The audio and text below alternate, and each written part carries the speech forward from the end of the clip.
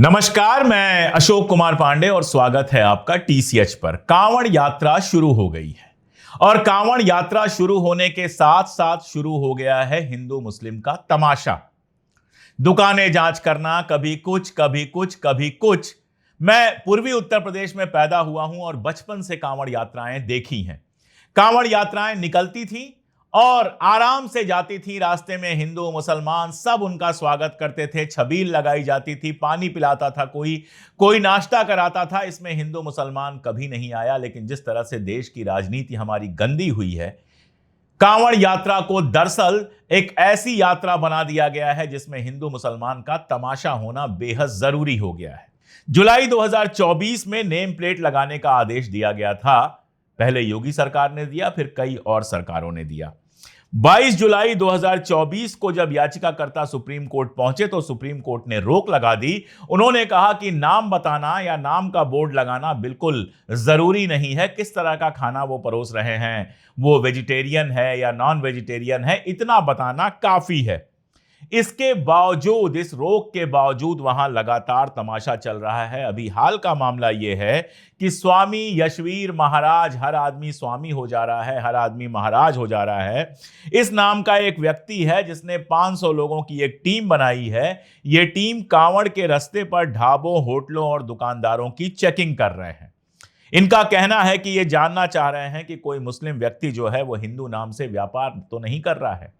इनको सबसे पहले जाना चाहिए बूचड़ खानों में, जहां नाम अल लगाकर कुछ भी लिख दिया जाता है और मालिकाना होता है हिंदुओं का। यहां से बीफ का एक्सपोर्ट होता है और एक्सपोर्ट के मालिक होते हैं हिंदू, जबकि एक्सपोर्ट कंपनियों का नाम जानबूझकर ऐसा रखा जाता है कि मुसलमान लगे। उससे इनको कहीं कोई दिक्कत नहीं होती है। जो रास्ते की दुकानें हैं, ढाबे हैं, वहां पर ये तमाशा कर रहे हैं। दिल्ली देहरादून नेशनल हाईवे 58 पर एक ढाबा है, पंडित जी वैष्णो ढाबा। टीम का आरोप है कि वहां के कर्मचारी जो हैं वो मुस्लिम हैं और उन्होंने अपनी पहचान छुपा रखी है। किस किताब में, संविधान की किस किताब में लिखा हुआ है कि किसी ढाबे पर कोई मुस्लिम कर्मचारी नहीं हो सकता है? कौन सा कानून है जो किसी ढाबे पर किसी मुस्लिम कर्मचारी को होने से रोकता है? कौन है ये? ओवैसी ने सही सवाल किया है कि ये हैं कौन। ना ये एसपी हैं, ना आरडीओ हैं, ना एसडीएम हैं, ना किसी ऐसे पद पर हैं जिनके पास ये जिम्मेदारी है कि किसी चीज को रोकें या किसी चीज को चलने दें। अगर बहुत साफ साफ कहा जाए तो ये गुंडों की तरह व्यवहार कर रहे हैं, आतंकवादियों की तरह व्यवहार कर रहे हैं। इस अभियान का नाम दिया गया है थूक मूत जिहाद से आजाद भारत। आप सोचिए, जिसकी सोच में ही इतनी नफरत है, वो लोग कैसे होंगे? वो लोग क्या बनाएंगे?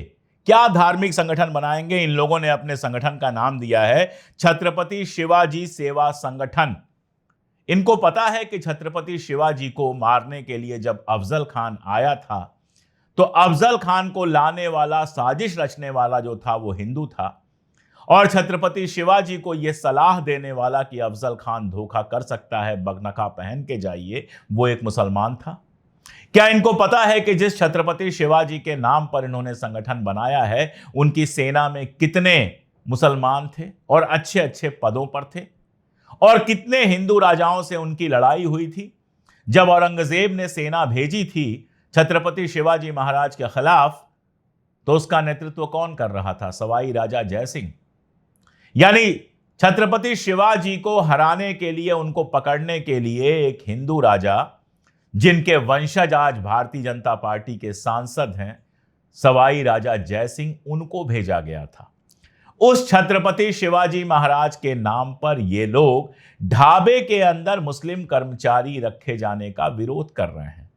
छत्रपति शिवाजी के तहत उनकी सेना में मुस्लिम अधिकारी थे, मुस्लिम कर्मचारी थे और उनके नाम पर बना संगठन एक ढाबे में मुस्लिम कर्मचारी होने का विरोध कर रहा है। आप सोचिएगा दुनिया कहां से कहां पहुंच गई। ये लोग पंडित जी वैष्णो ढाबा में पहुंचे और वहां क्या किया उसकी मैं आपको एक वानगी देता हूं। वहां एक लड़का है गोपाल करके, उसका इन लोगों ने पैंट उतारने की कोशिश की। उसने बताया कि उसका आधार कार्ड खो गया है, उसके पास आधार कार्ड नहीं था। तो आधार कार्ड ना होने पर इन लोगों ने उसकी पैंट उतारने की कोशिश की। शायद वो चेक करना चाहते हों कि खतना हुआ है कि नहीं हुआ है। इस नीचता पर ये लोग उतरे हुए हैं। आप जरा सोच के देखिए, आप हिंदू हो, मुसलमान हो, कोई भी हो, आप जरा सोच के देखिए कि इस नीचता का कोई हद है। पेटीएम उसका स्कैन करते हैं, देखते हैं क्या नाम आता है, जबकि होटल की जो मालकिन है उनका नाम दीक्षा शर्मा है, उन्हीं के नाम पर होटल का रजिस्ट्रेशन है। और सबसे बड़ी बात यह है कि कांवड़िया अगर निकले हैं तो वो अपने हिसाब से देख लेंगे आप कौन है रक्षा दल बनने वाले।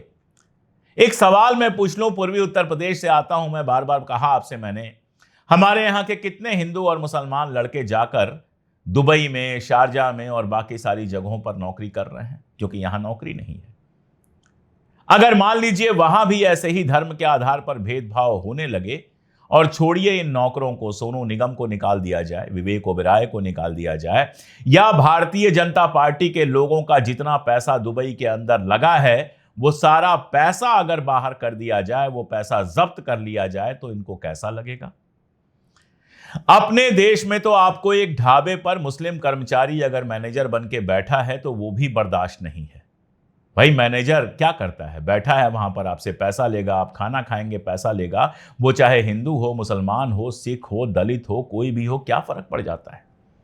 लेकिन नहीं भाई, इनको तो तमाशा चलाना है, इनको कैसे भी नफरत फैलानी है, तो एक ढाबे पर कौन सा कर्मचारी बैठा है वो भी इनको देखना है। इनको अधिकार मिल गया है ये किसी को भी थप्पड़ मार दें, इनको अधिकार मिल गया है कि किसी का भी आधार कार्ड चेक कर लें। आधार कार्ड पर एक बात आई, थोड़ी अलग है, लेकिन मैं आपको बता दूं, अभी सुप्रीम कोर्ट का एक फैसला आया है कि किसी बैंक में खाता खुलवाने के लिए भी जबरदस्ती आपसे आधार कार्ड नहीं मांगा जा सकता। अभी हाल में मैं एक सामान खरीदने गया था, थोड़ा महंगा सामान था, और मुझसे आधार कार्ड मांगा गया। मैंने साफ मना कर दिया कि मैं आधार कार्ड नहीं दूंगा, सामान देना है कि नहीं देना है, और फाइनली बिना आधार कार्ड के भी काम हो गया। तो आधार कार्ड आपसे मांगने का अधिकार किसी का नहीं है।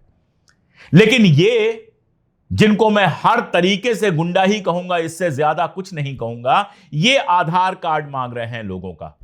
सरकार कहां है? योगी जी इतनी बड़ी बड़ी बातें करते हैं, उनकी सरकार कहां है, उनकी पुलिस कहां है?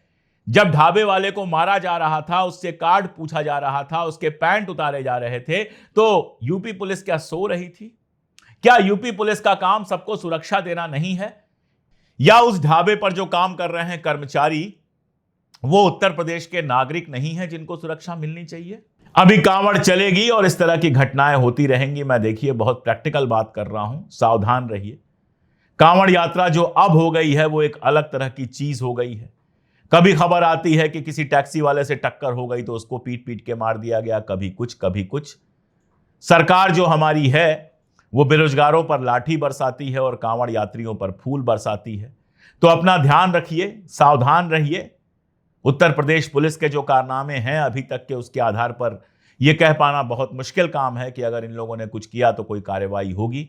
इसलिए अपना ध्यान रखिए। लेकिन सबसे दिक्कत और सबसे मुश्किल बात यह है कि इन हरकतों ने पूरी दुनिया में देश को इस तरह से बदनाम कर दिया है, जो बदनामी का दाग सरकार बदल जाने के बाद भी हटाने में बरसों लग जाएंगे।